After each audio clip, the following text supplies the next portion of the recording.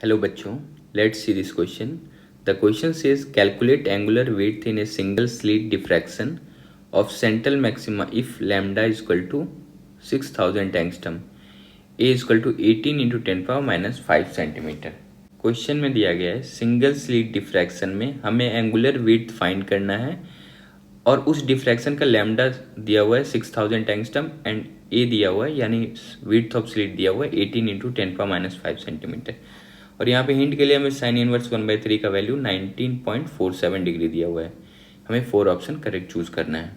की concept of the question is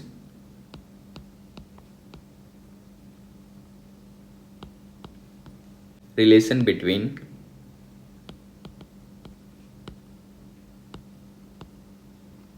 wavelength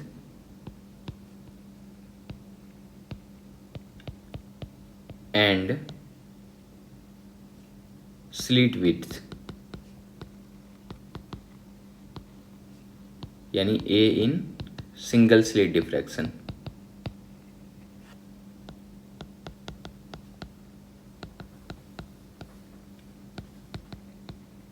और ये वैल्यू होता है A sin theta is equal to lambda. तो इसकी कॉन्सेप्ट की हेल्प से हम लोग इस क्वेश्चन को सॉल्व करेंगे। अगर आप सिंगल स्लिट डिफ्रैक्शन देखो तो ये कुछ इस प्रकार से हो रहा होगा।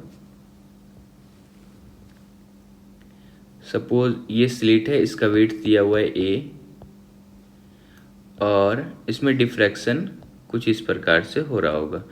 यहाँ पे सेंट्रल मैक्सिमा बन रहा होगा और ये वाला एंगल आप थीटा ले लो, ये भी एंगल थीटा है। सेंट्रल मैक्सिमा पे दोनों एंगल बराबर होगा। हमें एक्चुअल में क्या फाइंड करना है, ये जो एंगल है ये एंगल फाइंड करना है, इसे बोलते हैं एंगुलर विड्थ। अगर आप स्लिट विड्थ और लैम्डा के बीच का रिलेशन अगर आप यहाँ पे अप्लाई करते हो तो हमारे पास है a sine theta is equal to lambda. तो अगर हम लोग साइन थीटा का वैल्यू देखें तो ये कितना हो जाएगा, लैम्डा बाई ए। तो लैम्डा का वैल्यू क्वेश्चन में दिया गया है 6000 एंगस्ट्रम। तो 6000 डिवाइडेड बाई ए दिया हुआ 18 इंटू 10 पावर माइनस 5।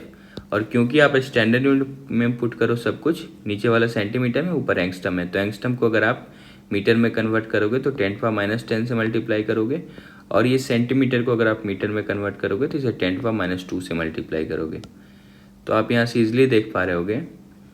तो ये साइन थीटा का वैल्यू कितना आ गया, ये आ गया 6000 को आप लिख सकते हो 6 इंटू 10 पावर 3 और इंटू 10 पावर माइनस 10 पहले से था, डिवाइडेड बाई नीचे क्या आ जाएगा, ये आ जाएगा 18 इंटू 10 पावर माइनस 5 है और 10 पावर माइनस 2 है, इसे आप 10 पावर माइनस 7 कर सकते हो।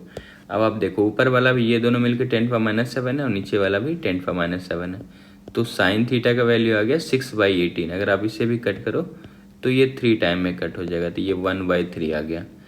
तो यहाँ से आप बोल सकते हो sine theta is equal to 1/3। तो यहाँ से आप थीटा इज इक्वल टू बोल सकते हो साइन इनवर्स 1/3। और साइन इनवर्स 1/3 का वैल्यू क्वेश्चन में हिंट दे रखा है, ये दिया हुआ 19.47 डिग्री। तो ये आ गया 19.47 डिग्री। अब हमसे पूछा जा रहा है ये एंगुलर विड्थ। तो आप एंगुलर विड्थ देख पा रहे होगे, ये थीटा और थीटा 2 बार थीटा होगा, यही एंगुलर विड्थ होगा ना। तो यहाँ से एंगुलर विड्थ का वैल्यू आ जाएगा,